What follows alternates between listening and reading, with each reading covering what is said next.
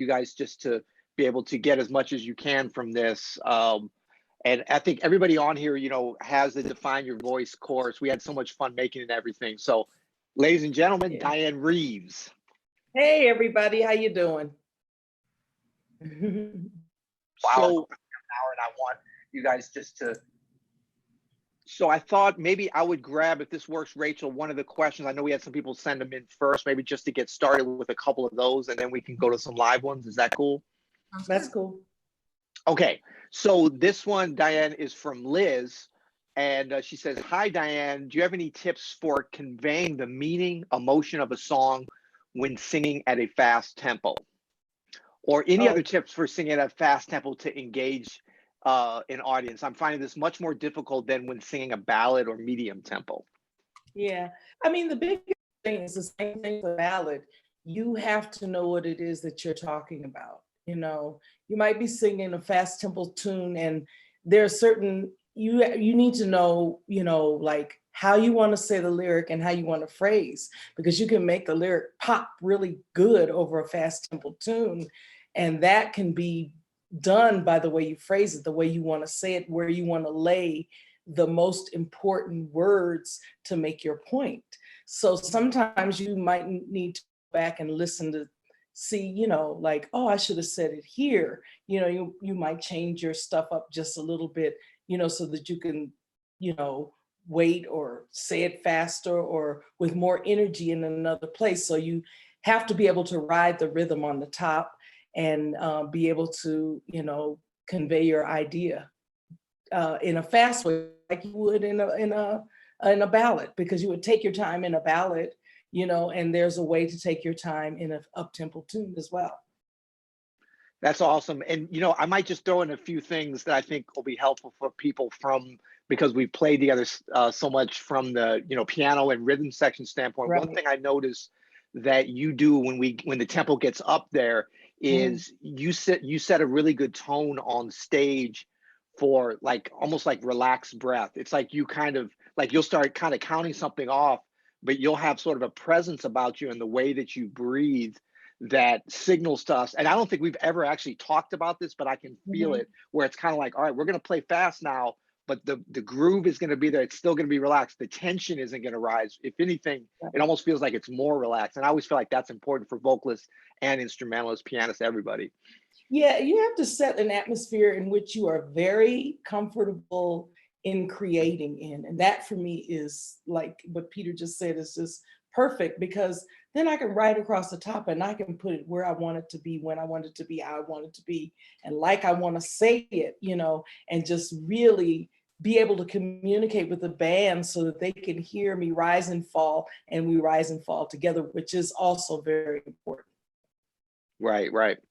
Yeah, and it always feels like, it's definitely the same for whoever's kind of leading the band, but I always feel like when there's a vocalist or even like a horn player out front, that the connection with the audience is so much more direct than, say, from the piano, that you're having that conversation with the audience as well as with us, but you're pointed towards them. So I think these little things that you do is so important for vocalists. Of course, all the chords and the improv, that's all super important, but the little technical stage things go a long way towards bringing out a great performance from everybody.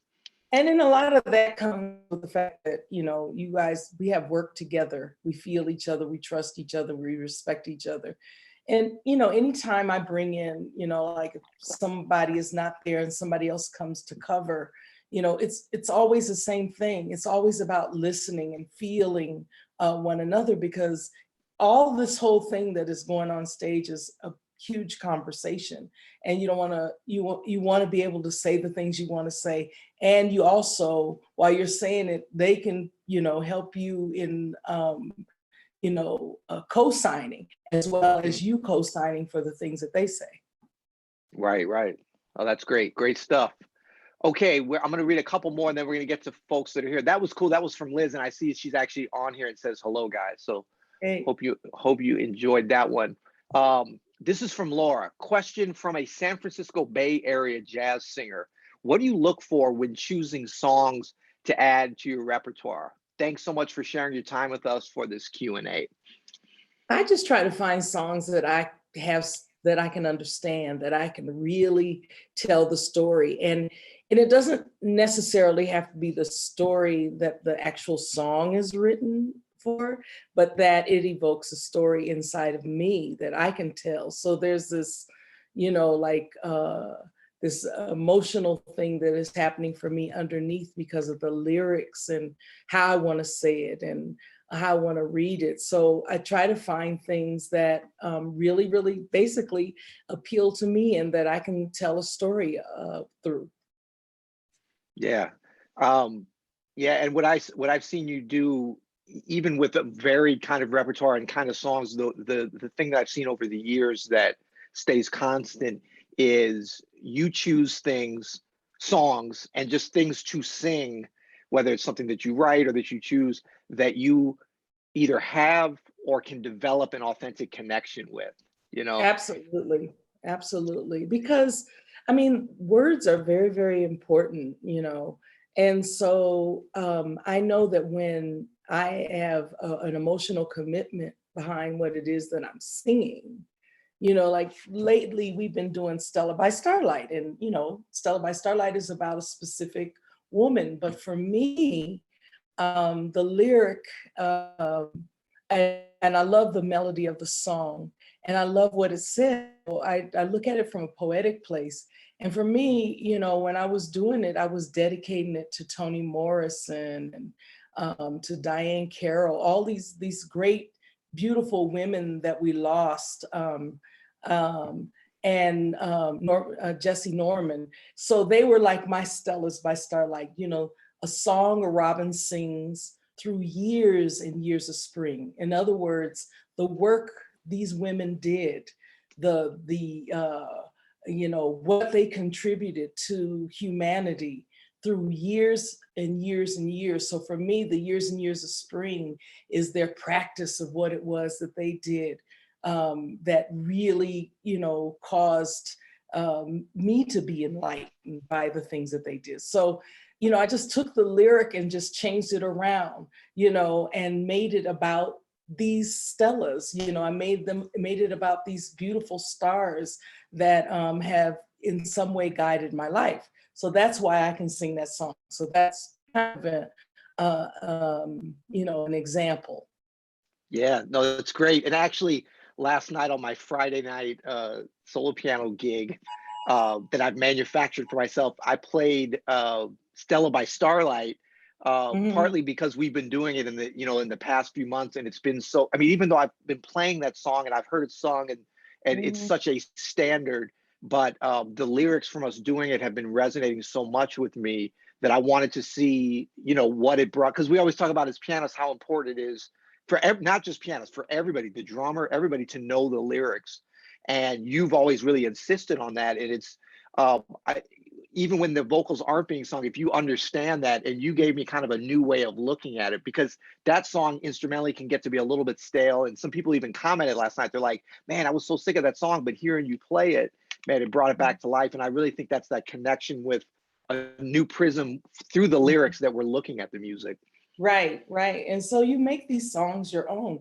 It's funny, like very, very early on, I used to sing I Got It Bad and That Ain't Good. Mhm. And then one day I was on stage and, just because I had grown, and just was reading and, there were a lot of things going on in my life, I realized that for me, that song wasn't really a good song for me to sing. Now, I'll sing it in tribute to Ellington, but it's part of my show now because for me what the lyrics are talking about is taking something that I couldn't find a place where I would take that, so I Mhm. stopped singing it. And then somebody asked me one time, well, what do you think Love for Sale, that's about, I said, no, Love for Sale is about my music.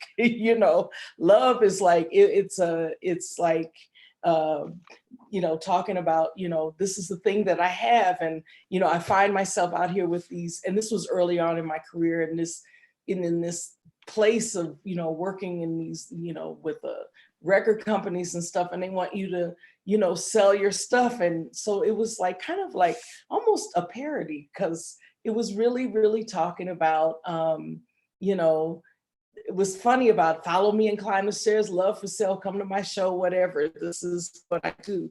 So every song has something, that I, can relate to, whether it is, funny or serious or whatever it is. There's a story behind it and there's a reason why I sing it. Yeah, that's awesome. And then just as a reminder to everybody, in Diane's Define Your Voice course on Open Studio, she does a great performance and breakdown on Love for Sale and kind of some of the ideas behind it, and but mainly just from a musical standpoint, from the arrangement with Homero and the whole thing. And it's a great kind of, I mean, something we've done and you've done for years with different bands live and stuff, but it's a great sort of peek behind the curtain to how the process of that works. So Right. that reminded me too of another, man. We could just do a Q&A, you and me, and then everybody will watch. But I want to get to. But I just want A bunch of people out here. I want to hear what they have to want to know. I know exactly. Okay, so we've got we have from Vera, and you guys, you can put additional questions, not just the ones that were sent in. I'm kind of giving priority because we saw those and people took the time to send them in, but you can put them in the chat questions as well. I thought maybe people would be able to say something and be seen, but I guess that isn't happening. But this is from Vera, who asks, as regarding vocal technique, how do you manage and control the different parts of your register to build a consistent character to it and homogeneous passagios? I don't know what that is. Okay. Well, mainly when you go straight from a low note to a high note.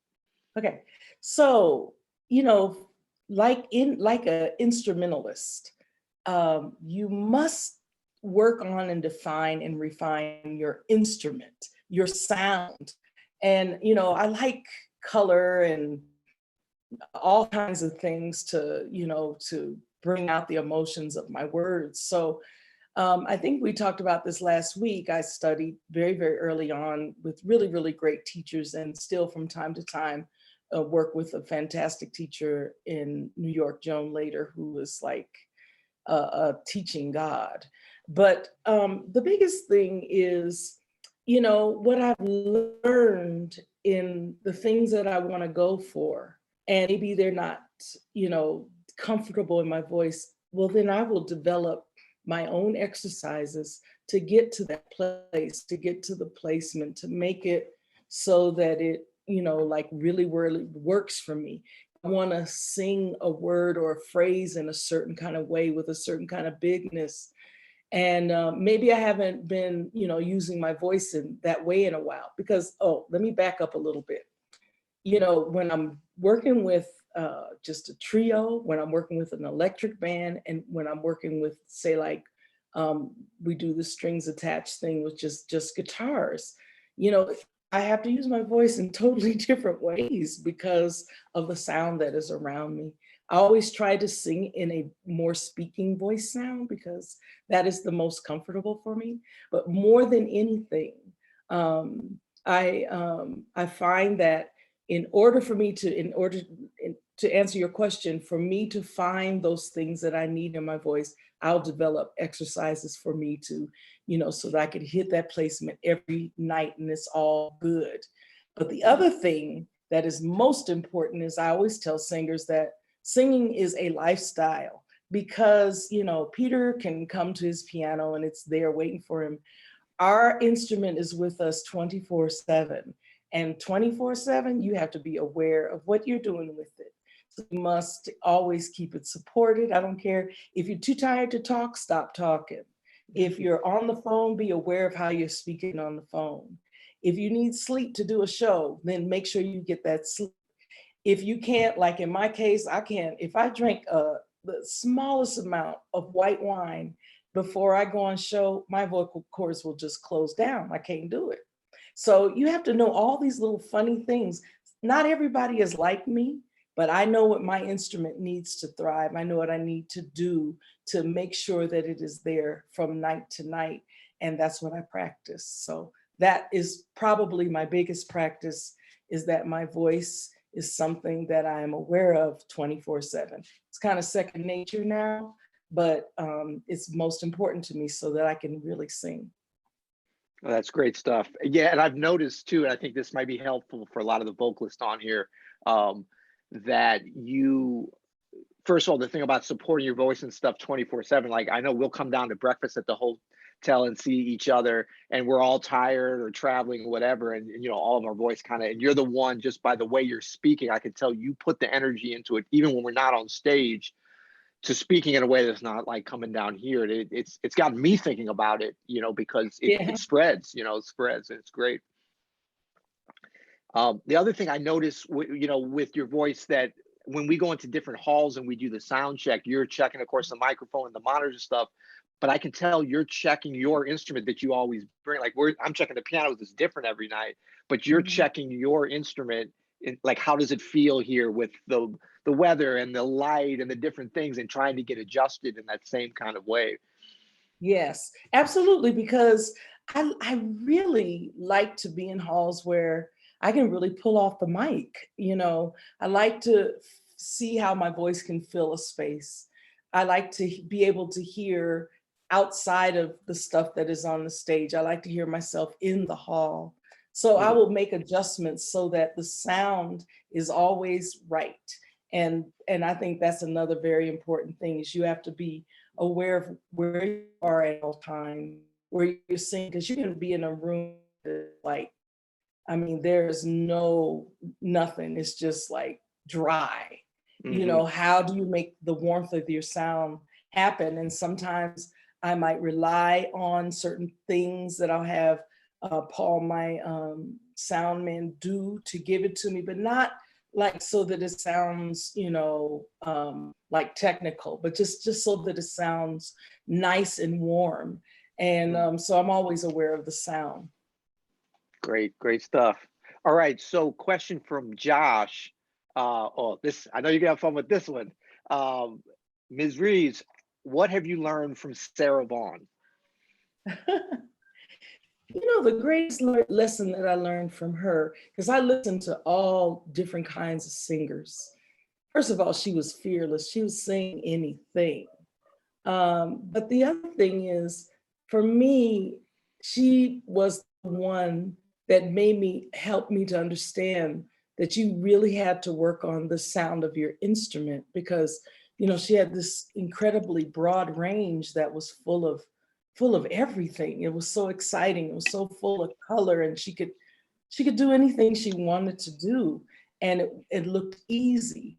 Mm. But it was obvious to me, from like when you'd hear from song to song, she'd go in her lower register and how she would, let that resonate and just, fill a whole room, that you need to really, really know what your instrument is about. And you need to really, make it stronger in the areas that it's weaker, and also be able to call on it when you want to, because throughout her entire career, that is something she was able to do. Yeah, great stuff. So actually, from our member who's a pianist, a long time, one of our all-star members, Joe, just made a note in the chat. Which I didn't realize this. Today is Ella Fitzgerald's birthday, Wow, we were and see, celebrating this on stage last year this time. We're that's celebrating right. her birthday. That's Yeah. right. And normally, like we're always like, I mean, for sure, Billie Holiday, Ella Fitzgerald, we're always like Mhm. clued into this. I think the pandemic has all of our Every calendars day is off. the same day. Yeah. So thanks, Joe, for pulling our code on that. Can I just Happy add in birthday, that, like, Ella. yeah, happy birthday, Ella, for sure. What do you see as the big? You were saying that was kind of your number one takeaway from Sarah. What about Ella Fitzgerald? Oh, the joy of singing, just Mm, joy and being able to be in the moment when, like first of all, Ella could sing anything as well. mhm. But Ella had this way of standing in and really conducting and directing with her voice. And if the feeling got to be more than maybe the words, then she just invents some words, because she's gonna ride that feeling all the way to the end, and you're Yeah, gonna be with her. And it made the music alive and human, and and just like, you felt like you were a part of it. It felt intimate. No matter how fast or how slow, whatever it was that she did, she, had this way of making this joy so present and so, real. And you never knew what she was gonna do, Mm. and you always looking, I only got to see her twice in my life, and both times were pretty extraordinary. And you just never know what she's gonna do from one phrase to the next, but you can rest assured that she is going to be Ella Fitzgerald. Oh, absolutely, absolutely. It's so great to hear your words, and now even knowing it's her birthday, just speaking, and you Yeah. really, I mean, you're that direct, one of a select few that's a direct lineage from Ella and Sarah. And here's where was Mm. it? Billie Holiday here on the wall. Um, let's see here. We have, oh, this is a fun one. This is from Jaruan, and she asked, "How did you learn to sing in Brazilian Portuguese? How did you learn how to pronounce correctly?" Woo! Interestingly enough, back in the early 80s, I had the opportunity. I was working in this club called the Come Back In. It's a little club, cool club though. And one of the musicians that would play with me from time to time was the great John Beasley. It would either be Billy Childs or John Beasley. And John Beasley would be on a gig, and he came and told me that, Sergio Mendes was looking for another singer to be a part of, what was then, because it was in the 80s, Brazil 88. Mm. And I was like really, really excited. I was like, okay, because I love this music. I discovered it through, like Flora Purim, of course, Stan Getz and Wayne Shorter. I really like took me to another place with the Native Dancer album. So I was really, really excited to go. And prior to my going there, I did know a song that I thought I knew in Portuguese. I learned off a record, but as you know, on YouTube, when people learn things in a foreign language from a record, it can be interesting. So mine was kind of interesting, but I had learned how to sing Ain Sinsatej. And I just had these words that I was just passionate about. And when I was there, with auditioning for Sergio, I had sung The Girl from Ipanema and Wave. And he said, "Do you know anything else?" And I said, "Well, as a matter of fact, I do." And I sang I Ain't Seen Satej and How Insensitive. And I don't know, he was playing the piano and I'm just like letting my emotions go and I'm just singing this song. And afterwards he looked at me and he said, "I don't know what you just said, but you got the gig." So from there, his wife, Gracinha Leparaza, she's really fabulous, was really the beginning of me learning how to sing in this beautiful language. And it's a beautiful language to sing in. It's just the words go so well with the rhythms, and it's beautiful, and the melodies are just yummy. And yeah, so I'm continuing on with it. I'm learning, and still trying to perfect it. Yeah, and just aside to that, because I saw you recently, you've been collaborating with Yvonne Lins, the wonderful Yes. Brazilian composer Mhm. and singer and keyboardist. And Yes. you sang, I mean, I've heard you do a lot of Portuguese, and I'm like, wow. And then I heard you going back and forth with him on some new songs. And I think I Mm. asked you, I was like, that not only is Dianne singing in Portuguese, but like she seems to somehow be fluent because you were answering some things. And I think I asked you, how did you understand? You're like, well, I didn't really understand a lot of it, but I'm kind of feeling what you said, something like you were feeling what Yeah, you. well, the thing is, you have to just let go of your mind, Mm, because, I don't, like little kids, they don't think about it, they just do it. And you just kind of have to let go. And being around him, he has such a beautiful universe that he lives in. And you, you're there to share in it. And we were celebrating his music. And so, there's, because I've been studying a language, there's certain words that I understand, but I also understand the intent. And mm. so this was the second time that we worked together in this kind of way, and it was even more intense. And I just love him for being so patient and so kind and so generous. Mm. Well, if anybody gets a chance to hear them, if you guys do it again, I highly recommend it because it was a really special connection, music, language, life, Yeah, just harmony. You guys feel music in a lot of the same ways in a super yeah. organic way, and it's thrilling. So talking about this will actually lead good to this next question from Mary Lee. Talking about just kind of letting yourself go and that childlike spirit of language. Mary Lee asked, "How did you learn scatting?" Wow. Well, I think growing up in a atmosphere of a lot of musicians in my family, that was one of the things. But I think the other thing was that somewhere early on, I remember when I was in high school in the high school big band, somewhere early on, I wanted to be in a position to be able to, like these young musicians were learning how to improvise and they didn't really have anything for me. So I figured the only way that I was going to be able to learn was to jump in there and listen. And so a lot of times I would go and sit back with the trumpet players, that was very comfortable for me, listen to them and sometimes sing along with what it was that they were, playing.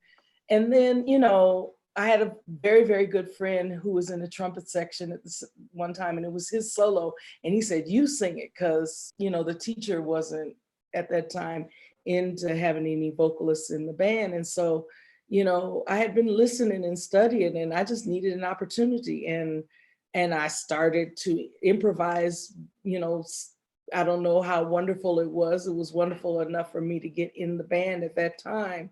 But it just went on from there. And then I just wanted to study and learn and figure out how use this other language that is without words and still communicate strong ideas. Mm, that's I great. think I that think makes sense. I think too. We sometimes take for granted all the things, because you and I and everybody in your band and kind of our whole, musical community and generation, like Mhm. we had so many reference points of different Yeah, records, be it yeah. Sarah Vaughan or Mhm. Dizzy Gillespie and Clark Terry and all these people. And so it almost becomes like an Cannonball extension. Adderley, Cannonball, uh, exactly. And it's like, you know, yeah. So, you're listening to all of this and and of course we had John Hendricks and, there was just so much out there to listen to, grow from, to stand in the shoes of, sit and listen and learn somebody's solo or learn somebody's vocalese or, see how it felt and then just try to use it yourself to say yeah, what it is that you want to say. Yeah. great stuff.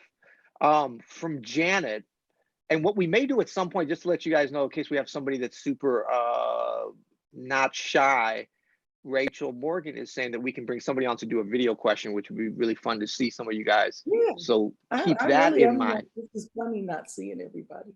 I know. So what I'll read a couple more, and then Rachel Morgan, you can jump in whenever you've got somebody lined up. Sometimes we've done this when we'll put someone on, they're like, ah, so we want to make Yeah, sure no, they I know. want to see what I'm talking to. Sure, let's So just we'll do one more question, and if anyone wants to come on, just you raise your hand and we'll put you in order. and by Yeah, raise great. your hand, it means, can you tell them how to do that? Because it doesn't mean that, like actually raising your hand. Is that correct, Rachel? Correct. So if you're on a computer and you look at the participants button, you should see an option to raise hand. And if you just leave that hand up, we will get to you. Okay, so I already see Carol just did. So I'm going to ask this one, and then maybe you can pull one of them on next, Rachel. Janet asks, what are the most effective ways you found to cue endings? Wow. It's interesting because once again, I've been working with this band for some time. Now, if it's people that I haven't worked with, then we will work out an ending that I will basically stick to. But having the luxury of, having my band and maybe wanting to change something because it just feels like it shouldn't end here, it should end there. And I will start to sing a repetitive line that everybody knows, okay, something's getting ready to happen here, or I will conduct, to retard if I want to do something, and then, listen to what Peter might play something, and then I sing, and then it just, then for us, because we trust each other, it ends up being something that we create right there on the spot between the two of us. Or sometimes maybe I might, start to cue out different ones. I just tell my drummers, stop, tell Peter stop, and then it ends up with just me and my bassist Reggie or something, or me and Homero on guitar. But if I'm feeling a certain way, I know that I have to give them enough time to get the cues, and then, but it seems to just work out really easily. But once again, it's the luxury of having worked with these gentlemen for so many years that they know that I'm capable of changing a whole lot of stuff in a moment. Yeah. And one thing I've observed that you do is like you're hyper aware of the situation, and you give off some very, very subtle but demonstrative cues before we get somewhere. Like, for instance, Right. if you want to do something very different, and I'm trying to remember, but it's a little bit of like even like subtle Or turns of I'll do like this. Listen, I'll do this, meaning listen to me. Listen to where I'm getting ready to go off somewhere else. So I'll do this. Look at everybody, and they're like, cool, but it's real subtle. You yeah. know. Yep. And what I see a lot of vocalists, especially younger vocalists that don't have as much experience, they're afraid that they're going to offend the musicians in that they're directing too much. But actually, what we like is, well, you mentioned two things, because you said, I'll do this, but then you'll say you're listening also. So I think it's Mhm. possible, and you do a great job of this, of being very demonstrative and, you know, leading what it is, but also listening, so that in case there's a possibility for something else to happen. And a lot of Mhm. times, younger vocalists or less experienced vocalists are like, well, let me just wait until what's happening. And if everybody's waiting to see what's happening, it's usually a train wreck is what ends up Right. happening. Yeah, everybody just has to really listen to each other, because see, one of the things that, and Peter he knows about this because he worked in that kind of atmosphere, working with Betty Carter. Mm, Betty Carter was a co-creator. So, she's listening to you, she's listening to everything. She's, definitely standing in the band, definitely directing, but also, looking for things, feeling things that can be expanded on. And so, that's the thing that I love. It's like we might hit something that is just like everybody, I don't know, we just all feel something in a certain way, and it's just so right, so just can't let it loose. So, we just don't. And we'll develop from there. It might end up being another song by the time we finish, but it could be anything, but it just feels so right to stay within that moment. And so, everybody listens like that. And that's what I love about, my entire band. Peter, you guys always listen, and we can, like move the music in a way that, wasn't moved in that way the night before. yeah, absolutely. And I would just say to everybody, I know a lot of times people think, oh, wow, you can go all these different places. And I think that we can, but an element of that trust is that sometimes stuff gets screwed up and doesn't go Yeah. the way we want it. I mean, like, if you're going to take chances, I always feel like if we hit 9 out of 10 killer, and then one out of it, part of that trust and bond that we have is we kind of look at each other and like, well, there's another time we're going to play this tune. But if we don't take that chance and just do what we know we can do, and that's why it's so fun playing with you, is because you allow that in your interactions with us as a band, individually, across the band. It's an environment, and it's like you either are open to it or you're not. Yeah. And if I find that I'm in a situation where people aren't really open to it, that they want to stick within it, then there are other ways to expand on ideas, you know, within the form, that is written, that everybody is, wants to play, which is cool. And there's other things that you can do. But with my band, we can stretch and pull and change all kinds of stuff. However, when I'm with an orchestra, it's different because it has to be what it is. But Right. we'll put in certain things that allow for this kind of freedom. But a lot of the orchestrations that I have that are written by Billy and Peter, and they're so broad and so wide and so beautiful harmonically that it just gives me the opportunity to, I guess I would say, instead of horizontally creating vertically, because I'm within this form, but there's so many things to choose from. So, I have that opportunity too. Well, that's cool. All right, Rachel, do you want to bring in our first live person? Sure. Let's start with Ronald JC. I'm bringing you on as a panelist. Okay. Can you hear us, Ronald? Yeah, I just unmuted now. I just got up on screen. My I camera's see you, not but working. I see your name, but I don't see your face. Yeah, let me hit I have to open the, there you go. Oh, there you are. I Hey. remember you from last week. Yeah, How you doing? right. How you doing? Yeah, thank you so much for doing this again. Thank you, Peter. Absolutely. A couple of things. I would love if you could give a little demonstration, just take a short little phrase between the difference between what you said about singing and versus singing with a speaking voice. I mean, how do you place that? What did you specifically mean? And can you do something so I can hear how you? Well, I think what I'm saying is speaking volume, like where I'm talking to you right now, so, I have my mics and they're the amplification, but I don't have to really sing any louder than I am speaking to you. So, and when I do, it's huge, but when I'm not, it's in a very comfortable place. If I want to push a little harder and a little louder, I can do that. But for the most part, it's just to be able to sing in the volume that I speak in regularly. Somebody that was really, really good at doing that was Luther Vandross. Luther just, and he, it was just amazing the things that he could do, because he was so relaxed. And I just don't think that you have to oversing is, I guess, what I'm saying. Yeah, that's a great explanation. Can I ask you a little bit more about the lesson you gave me, which is going to last me a year? And I thank you so much last week about developing better intonation when I scat. You mentioned for me to take a pattern maybe over 4 measures and then move it to different keys.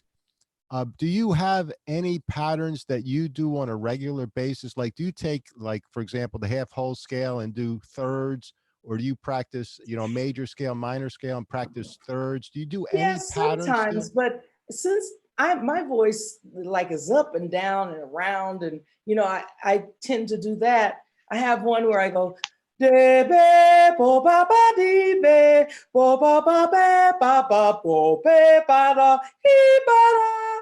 That works my voice for me, and I can do that in different keys. I can keep going up and down, but it's like really broad for me because that's how I use my voice. And that would be exercise that I use for myself so that I can, can nail the notes that it is that I want to sing. Yeah, so that wasn't like mechanical thirds or fifths. I mean, that had some flat nines in there and some different tensions. But more than anything, it's because of the way that I work my voice. So I think this is from a piece that Billy Childs wrote, but I loved it because I was like, wow, this is a good vocal exercise for me, So I'll be and I like to warm up in the shower in the steam because it just feels good. But yeah, I'll do that as that's my vocal exercise, because if when I sing, I'm down here and up here and there and those. So I need an exercise that's going to allow me to do that. So I do that. I start low and keep building with that same exercise. Also, it's good for the ear. I love that. And then when you take it through the keys, do you go up chromatically or is it just whatever you feel like doing? Go up chromatically. Absolutely. That's wonderful. Thank you so much. That's beautiful. Now you've given me 2 years worth of work. Thank you. Thanks. Thanks, Ron. Go ahead, Rachel. Okay, let's see. So next we're gonna have Carol. Carol, come on in. And while Carol's coming in, because we only have Dianne for about 20 more minutes, because believe it or not, we were joking like we have no touring or no gigs, but for some reason we're all, especially Dianne, busier It's than ever. crazy. We've got all these online things, and she's working on this project that I don't think it can be announced yet. Yeah. But I want to try to get to as many people as possible. So if possible, kind of try to keep it brief just so a bunch of people can talk. Okay, hi, I'm Carol. Hi. How are Hi, you? Dan. So lovely to see you. I met you because I was a real fangirl after your show in Cologne in 2007. Oh, wow. I waited in line with other fans that were there, and you were there with your mom that year. I live in Germany. I live in Bonn, which is about 30 minutes from Cologne. And Peter, you were there too, and Romero was there. It was a really good show. So I guess my question, I have two questions. I think you almost answered one of them, because my first question quickly was for a singer. We've just been through open studio courses, and they've been introducing the notion of going to the shed. And I'm just wondering, for a singer going to the shed, what we might do in there. So that's question number one. And then the other thing is, okay, if you had classical background, which is what I had, a classical background, although I've always liked to sing all sorts of stuff, folk music, and I actually played in a rock band for a while, which my singing teacher didn't like. But anyway, what would you suggest someone does or does not do with that classical kind of background as a jazz singer? Because I don't want to sound like a stuffed shirt, but I find that, I was singing with somebody who had a limited experience, and they kept saying, oh, vibrato, people don't sing vibrato in jazz. And I was thinking, you're kidding. But there are other things that I think that a classical singer does that aren't appropriate for jazz. Well, I think you define it the way that you want to define it. The other thing is, my foundation is jazz music, so I'm going to do that. And so for me to even, I could learn a classical piece, which I have, and, and then, put the things on it that, make it even more, it's like going into another culture. And so when you're when you're thinking in terms of sound and timbre and the way that you want to, and color and the way that you want to say or do a certain thing. Like for instance, let me back up a little bit. Like the one thing that I loved about Miles Davis was those really beautiful, piercing, straight, no vibrato tones that he could like pull out of the darkness. And then I heard Milton Nascimento, and he did the same thing. I didn't know that that was possible for a voice. And I love that color, and I love what it felt like, because there's a vulnerability in the sound of that. And so I just started to develop, my own, vocal exercises so that I could get that sound, because early on I had a beautiful class. All my teachers have been that. But she knew that I was not going to stay there and that I was going to do certain things. So she's taught me certain things that, would keep my voice strong, and then told me to develop other things that would get me to the places that I wanted to get to. So, like when you're approaching any of these songs and you're trying to come out of your classical culture into jazz culture, because it is that, then you start to work on things that will allow you to change your sound a bit, and I think that's the same thing I do even when I'm working in, working in the Brazilian music and working, and singing the lyrics across the top of these beautiful rhythms. And it's just different than swinging through jazz. It's a different culture. I come with respect.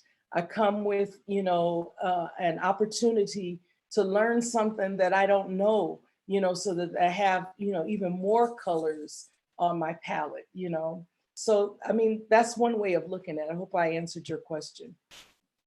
Okay, yeah, I think it's going to the character, your own character, which is something you said before, your personality. On a technical level, I've heard that, for example, in classical singing, the vowel is everything. Whereas I heard, for example, you have a jazz singer, or if you want to use a pop singer, for example, like Frank Sinatra. One of his marks is how he sings on the consonants, so much. I think the thing about I guess in jazz music is really, how do you develop your sound? You know, how do you develop, you know, your identity? You know, and that's, for me, was the thing that called to me the most. And so that meant, how do I want to say this? Because this music gives me the opportunity to create who I am within it. And so I guess that's what I'm trying to say, is that there's no, you know, there is the greatest thing that you can offer this music is your authenticity. Okay. Yeah. Great. Okay. Thanks so much. Great to meet you finally. Now, and hardly wait till this pandemic ends and I can see you on stage again. Thanks, And nice Carol. to see you, Peter. I'll Good be to see you, listening. Carol. All Okay. right. Bye. Carol. Thanks. Okay, next is Lawrence Gastine. And while Lawrence is coming out, I just want to say, because someone was asking about scat singing, I would just direct all of you vocalists to check out Dianne, of course, over, you know, the straight ahead stuff, a number of different things, but she's a master at scatting, improvising, whatever you want to call it, over Brazilian grooves. Like you check out, you know, her on Triste, or like the Love for Sale in the chorus and stuff. So scatting is not always just like, let's go back and sing like Sarah Vaughan. It's like Dianne is a great example of like a modern take on improv in a number of different styles. Hi. Hello. How Fine are for you? this live. I'm fine, thank you. I'm from France, so it's I'm very glad to meet you. So my question is about tonality. I don't find I don't know what is the good tonality to sing, to give the best sensitive, the best emotion. You know, to find your range. How you can know it's the best tonality for you, for the You're talking about in terms of key, the best key? Yes, the best for key. you? Yes, the best key. Is that Yes, what you're saying? yes, the best key. Yeah. So where are you where is your voice? I mean, what do you, give me let's see, an example of song that you sing and the key that you sing it in. I don't know. I can. I don't. Okay, do me a favor. Yes. I mean, we're online right now, and if you don't mind, if there's a favorite song that you really, really like, please sing it for me. Just start singing it. Just I sing a song of me, for example. Yes, yeah, a cappella. Okay, this song. Okay, you're walking in the street with this song in your hand. You're walking in the street with so many scares. You're walking in the street with so many colors. You're walking in the street, yeah. You're so funky. It's so crazy. Become what you are.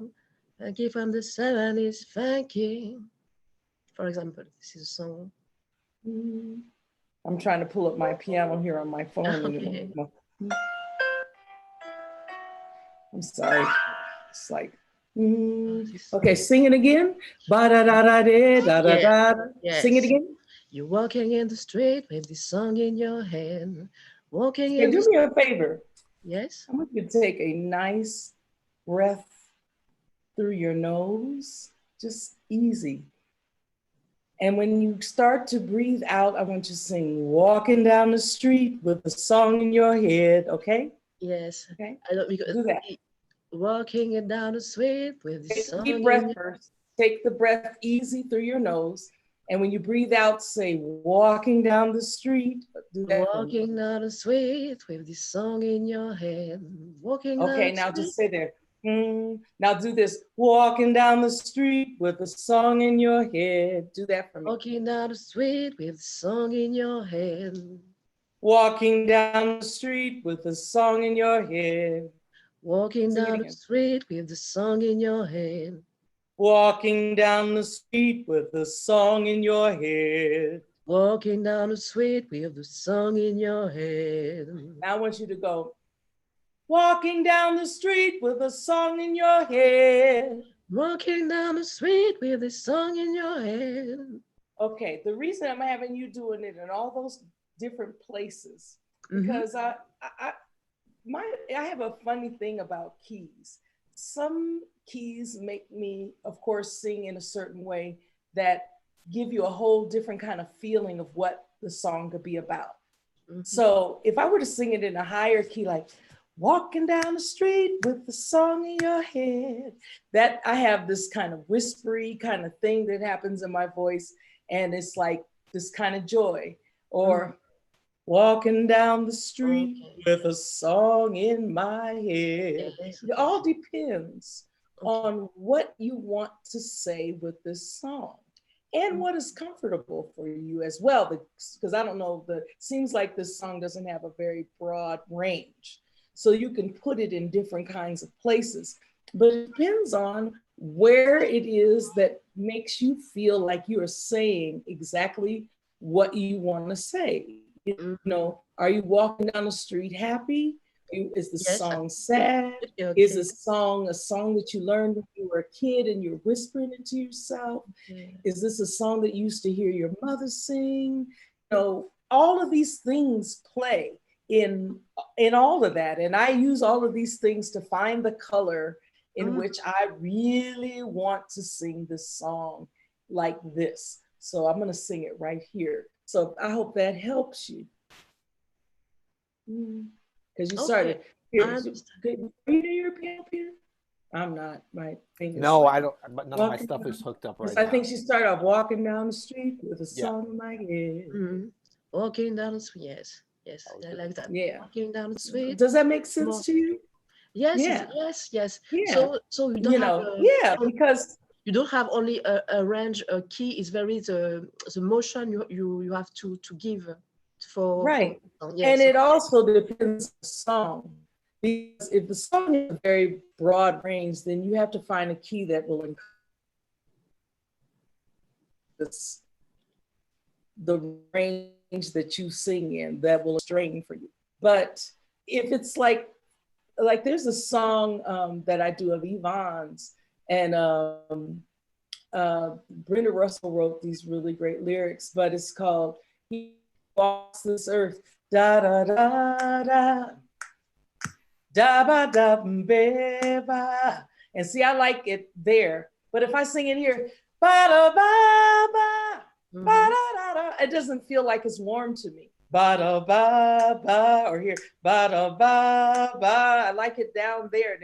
Ba ba da da. Then I have yeah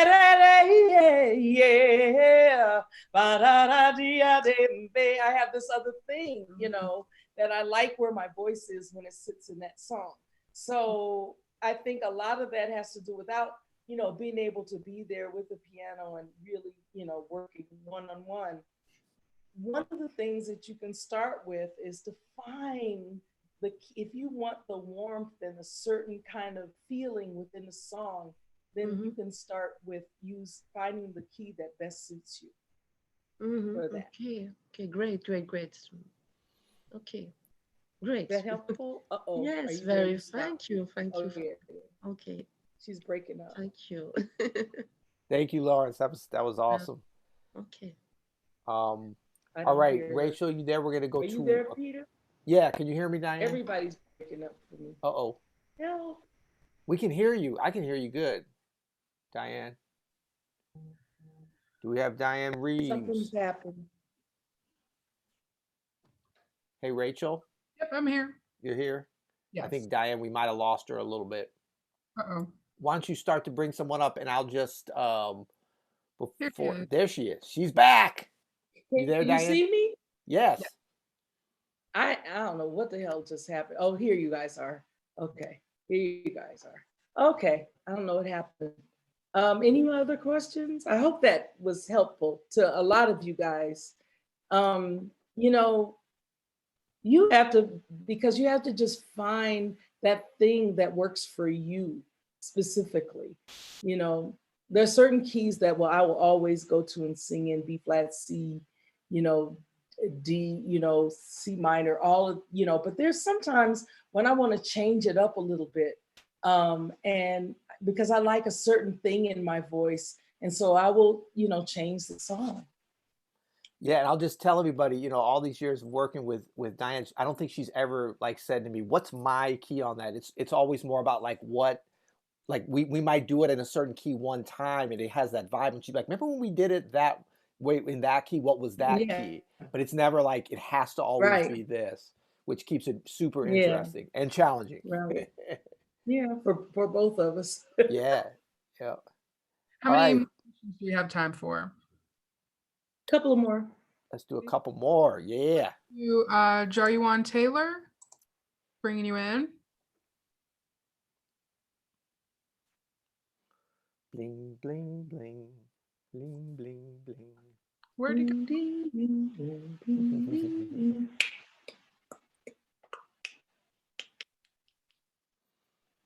While I'm bringing him in, would you guys like to start with a Q&A question? There's several Yeah. Q&A.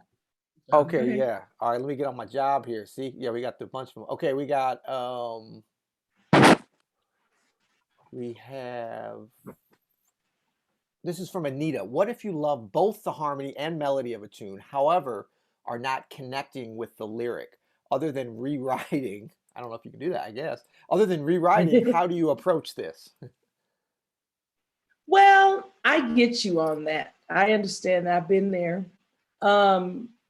I think that I don't think that you should rewrite somebody else's work, although I have changed words, but I don't think it's like the best thing to do. I think that means that song, there's something in that song that you really like. It's a challenge, and perhaps you need to write something over. You need to write something else. I what is it? How high the moon and Ornithology. ornithology. Yep. It's like you don't copyright chords, so he just wrote a whole nother melody over the top of really cool chords that ended up being a whole other song. I don't know how that worked.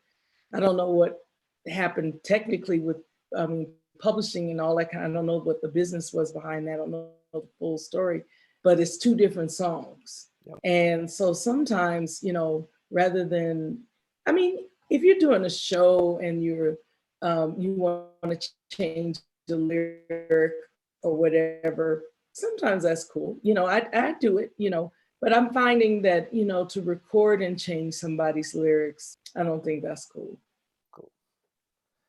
I hope that helps. Yeah. But that's just me. Everybody has to do what they have to do. Yeah. Here's Michaela. Hello. Hi, Dianne. Hi, Peter. Hi, how are you doing? Where are you from? I'm from Italy, from Tuscany. Oh, how you doing? Well, I live Good. by the sea, so I must say I'm lucky because I see Good. the sea from my lockdown. So, well, I hope you're fine, and I hope everybody is fine there. Yes. I'm also I have bought the course, the Define Your Voice, and also I'm trying with Peter on piano, just start up. So I hope I'm gonna learn piano too. But that's my question also. Before, I wanted to tell you that I write a lot of vocalese lyrics, and I wrote vocalese lyrics on your solo on Lullaby of Birdland, and I was inspired. I'm sorry, it broke up. What did you say? I wrote vocalese lyrics on your solo on Lullaby of Birdland from The Calling. Oh. Because wow. Yeah. Okay.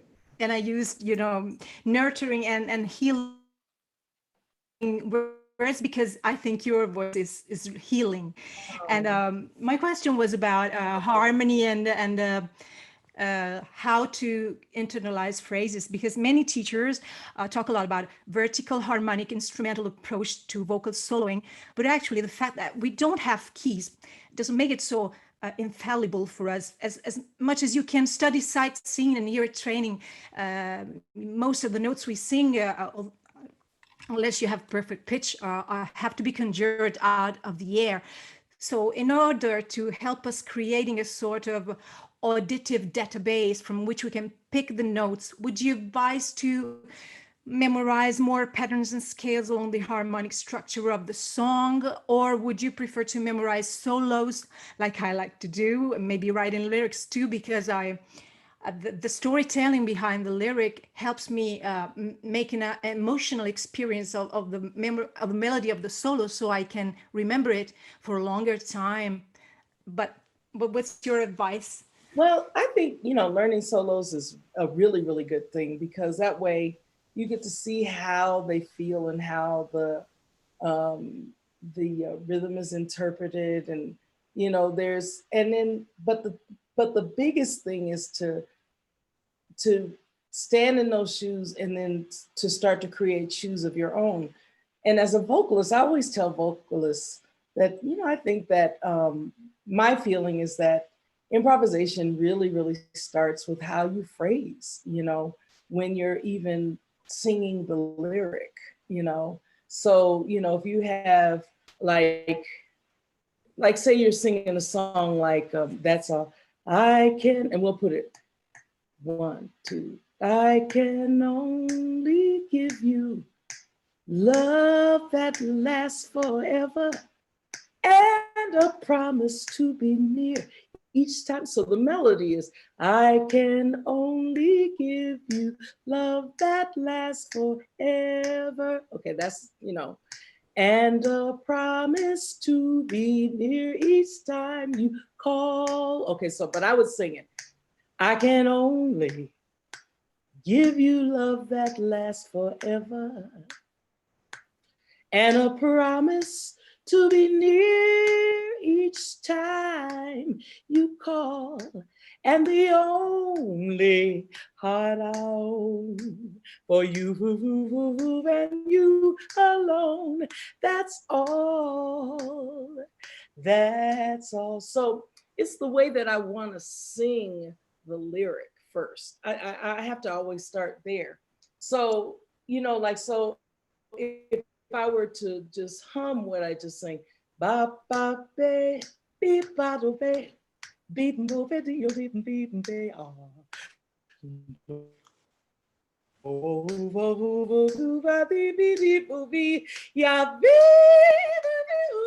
you know what I'm saying? So I might sing the lyric like that, but my phrasing comes from how I interpret the rhythm of how I interpret how to sing the lyric. Because all the great all the great instrumentalists, like I came up under Clark. Clark knew every lyric to every song, so he knew what the story was. So I always felt like you start with the story, and it's how you phrase, and then how you do a variation on a theme. And so like where you're going, where you're going to start, and where you're going to end, because what's going to be the theme. So I interpret. Is somebody just jump on or something? We got. This is one of those things, but anyway. So I hope I got distracted. I don't know what the hell that was up there, but I hope that kind of helps you to understand, because Peter, you can jump in here too. The biggest thing with us, when I listen to Ella, like she'll repeat certain things. She might change it the second time she repeats it, but she knows where she is going. Mm-hmm. And she can, and her vocalese is very voice oriented. She's not, she's riffing really, really hard, but not like you would hear the sound of a saxophone player that, plays, can play very, very fast. And you can hear each note, you can hear every note that Ella sings within her way of improvising. And that's the thing that I love. Every note is clear. So, and she knows where she's going, because she knows what the song is. She knows what the harmonies are, and may even change some stuff on the way, but that comes later. In the very beginning, just know how to phrase. In the very beginning, know how you want to take your time over the top of the rhythm of the song. Betty Carter was like masterful at that. Shirley Horn, just masterful. So you could actually listen to their things without the lyrics and say, that was an incredible solo, So I guess I hope I'm answering what it is that Yeah. you're asking. Yeah, sure. Yeah. Phrasing and phrases first. Yeah. And the lyric and the story and the melody and building a solo, starting from the melody and just moving. Right. I would love to hear what you wrote for Lullaby of Birdland, though. I can sing it now. Like, Okay. I sing a lullaby and you fall in golden slumbers. You find that all your childhood dreams are just about to come true. And then I send it to you. Okay, that would be I'll just great. try to sing in front of Thank you. you. Thank Yeah, you. Okay. Michaela, send it to us at Open Studio. I'll make sure it gets into the proper I would love to order. hear Right. it. Yeah. All right, everybody. We're gonna let Dianne go because she's already given us some extra time, and I want to thank you so much, Dianne. Plus, I have an ulterior motive that I will try as hard as I can to grab Dianne at some point during this pandemic, or maybe even after. Hopefully, it's after. Hopefully, it's over soon. To do this again. But Dianne, I want to thank you so much, and I know this is representing everybody here. How special! I mean, I learned some stuff, and we've hung out a lot. So I know other folks that are being exposed to behind the scenes here got so much out of this. So thank you so much. Thank you to everybody that tuned in. And yeah, absolutely. I would love to do this again. And, we'll be in touch. I'll talk to you soon. And everybody be safe out there. And, just try to do, just try to do what is right, so that this thing can just get away from our world, because it's teaching us something, but it's also keeping us from things. So I love you guys. Stay strong, stay lifted, and see you next time. Great. Thank you, Dianne. Thank you, everybody, for being here. Have a great day. Peace.